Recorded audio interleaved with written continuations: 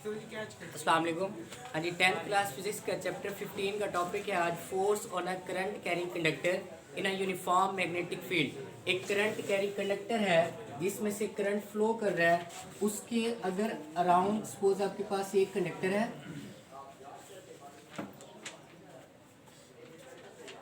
Current carrying conductor का क्या मतलब है कि भी आपने उसे बैटरी के साथ कनेक्ट किया हुआ है, आपने उसे पोलैरिटी जो है वो दी हुई है। ये सपोज आपके पास पॉजिटिव टर्मिनल है, ये क्या नेगेटिव टर्मिनल है, तो इस कंडक्टर में से करंट जो है वो फ्लो करना स्टार्ट कर देगा और करंट की जो डायरेक्शन है वो क्या है, एंटी क्लॉकवाइज। क्या है, एंटी क्लॉकवाइज डायरेक्शन है।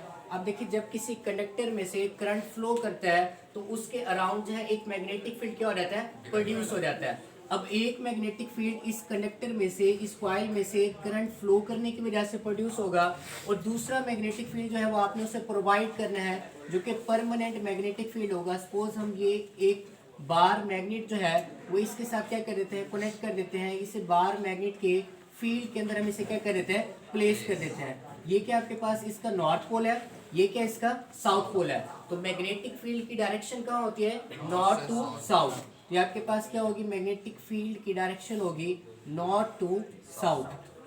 हाँ जी, अब इसमें देखें, अब एक मैग्नेटिक फील्ड जो आपने इसे एक्सटर्नल मैग्नेटिक फील्ड प्रोवाइड किया है, दूसरा इसका मैग्नेटिक फील्ड जो कि कॉइल में से करंट फ्लो करने की वजह से उसके सराउंड क्या होगा, प्रोड्यूस होगा, जो कि हमें एम्पेयर ने बताया था। तब दोनों मैग्नेटिक फील्ड की इंटरेक्शंस की वजह से दोनों मैग्नेटिक फील्ड एक दूसरे के साथ इंटरेक्ट करते हैं, जिसकी वजह से कंडक्टर के ऊपर जो है वो एक फोर्स एक्ट करती है। क्या, कंडक्टर के ऊपर एक फोर्स एक्ट करती है। कंडक्टर जो है वो यूनिफॉर्म मैग्नेटिक फील्ड के अंदर, करंट कैरिंग कंडक्टर जो है वो यूनिफॉर्म मैग्नेटिक फील्ड के अंदर मूव करता है। उसके मूव करने की रीजन क्या है कि दोनों मैग्नेटिक फील्ड के इंटरेक्शन की वजह से उस कंडक्टर के ऊपर क्या लगती है, फोर्स लगती है। अगर आप करंट की पोलैरिटी जो है वो रिवर्स कर देंगे तो इसमें हमारे पास जो मैग्नेटिक फील्ड की वजह से जो फोर्स एक्ट करेगी उसकी डायरेक्शन भी क्या हो जाएगी, चेंज हो जाएगी। अब देखिए, आपके पास क्या है, नॉर्थ पोल है, ये क्या साउथ पोल है।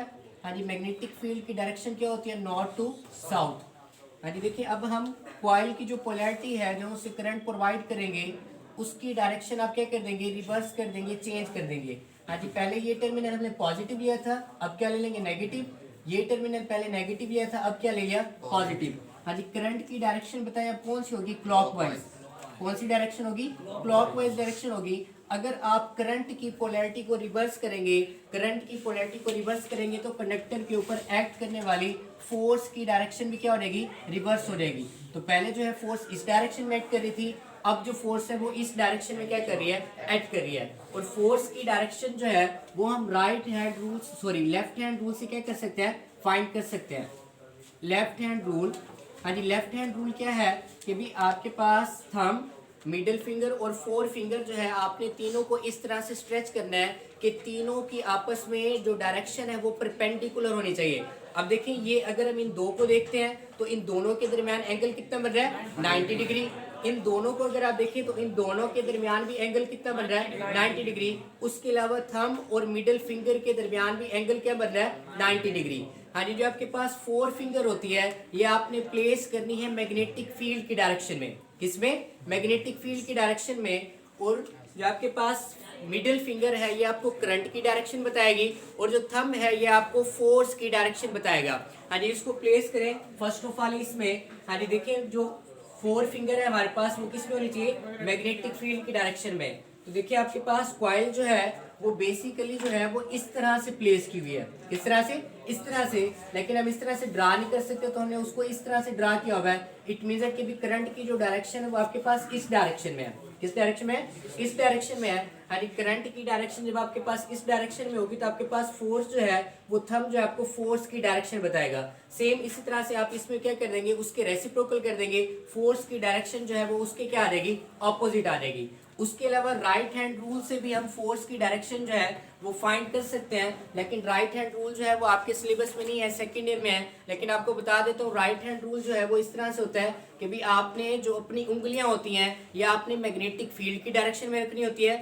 थंब जो है वो आपको किसकी डायरेक्शन है, करंट की डायरेक्शन। परपेंडिकुलर टू पाम जो है वो आपको किसकी डायरेक्शन बताएगा, फोर्स की। किसकी डायरेक्शन बताएगा, फोर्स की। हाँ, first of all right hand rule अगर हम यहाँ पे लगाएं तो आपने उंगलियां जो है आपने रोटेट करनी है मैग्नेटिक फील्ड की डायरेक्शन में इस तरह से। अब देखिए करंट जो है हमारे पास इस डायरेक्शन में है, फोर्स जो है परपेंडिकुलर टू पाम आपके पास इस डायरेक्शन में क्या आएगी, फोर्स की डायरेक्शन। ठीक है, तो इस तरह से हम राइट हैंड रूल और लेफ्ट हैंड रूल से आप फोर्स की डायरेक्शन जो है कंडक्टर में इजीली क्या कर सकते हैं, फाइंड कर सकते हैं। उसके अलावा जो इसके फैक्टर्स हैं, force on a conductor, force on a conductor जो है इसका रिलेशन जो है वो ये है हमारे पास F is equal to ILB sine theta. ये जो आपके पास थीटा होता है ये एंगल होता है बिटवीन, थीटा क्या आपके पास, angle between length of the conductor and b के आपके पास मैग्नेटिक फील्ड। तो आपके पास फोर्स और कंडक्टर जो है वो किन चीजों के ऊपर डिपेंड कर रहा है, तीन चीजों के ऊपर डिपेंड कर रहा है। एक क्या आपके पास करंट के ऊपर डिपेंड कर रहा है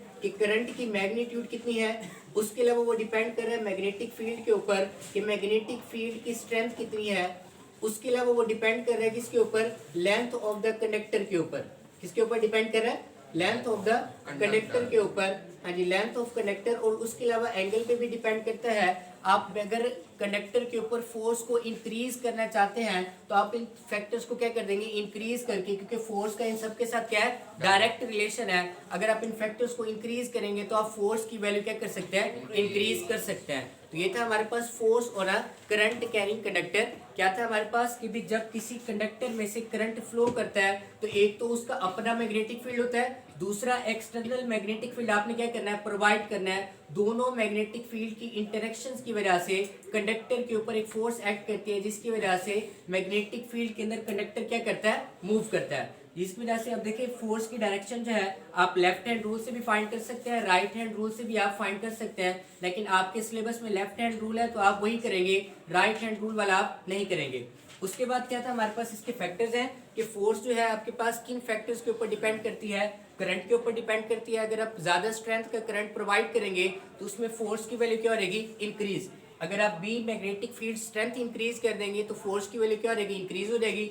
अगर आप लेंथ को इंक्रीज कर देते हैं कंडक्टर की in the uniform magnetic field, magnetic field में जो कंडक्टर की लेंथ उसको फेस कर रही होती है, अगर उसकी लेंथ अगर आप इंक्रीज कर दें तो फोर्स की वैल्यू क्या रहेगी, इंक्रीज हो जाएगी। उसके अलावा एंगल थीटा के ऊपर भी डिपेंड करता है, लेकिन उसमें हमारे पास फर्दर केसेस आ जाते हैं, लेकिन वो हायर क्लासेस क्या है। जस्ट आपने ये तीन फैक्टर्स जो हैं जिनके ऊपर फोर्स ऑन अ कंडक्टर जो है वो डिपेंड करती है, किनके ऊपर, current, magnetic field and length of the conductor. इसके वाले से कोई क्वेश्चन हो तो आप कमेंट सेक्शन में पूछ सकते हैं।